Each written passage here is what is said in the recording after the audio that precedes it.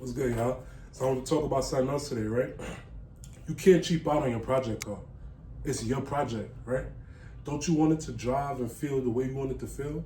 You didn't buy it with the intentions of making it drive like a snail, right?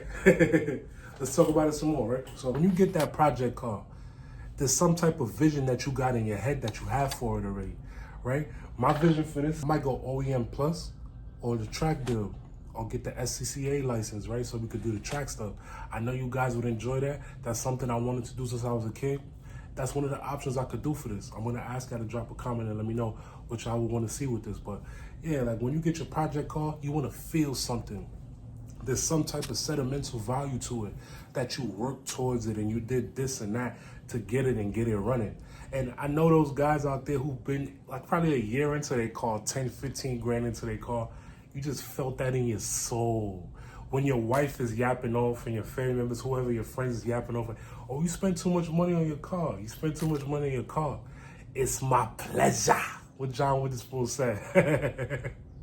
I know y'all felt that. So yeah, guys, when you come to things like this, treat yourself because it's going to treat you back. You put the right things in it. Don't cheap out on parts, right? Get the oil changed when it's supposed to.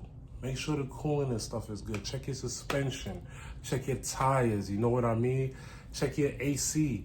That's something a lot of people do not check. Check your AC unit.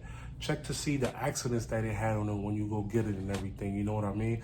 There's a bunch of stuff to go look at. Make sure the signals work. Make sure it's level.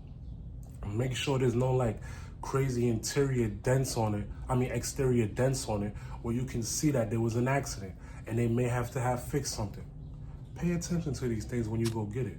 Because if you go get it, Gem, it's going to treat you good too. Like and subscribe, guys.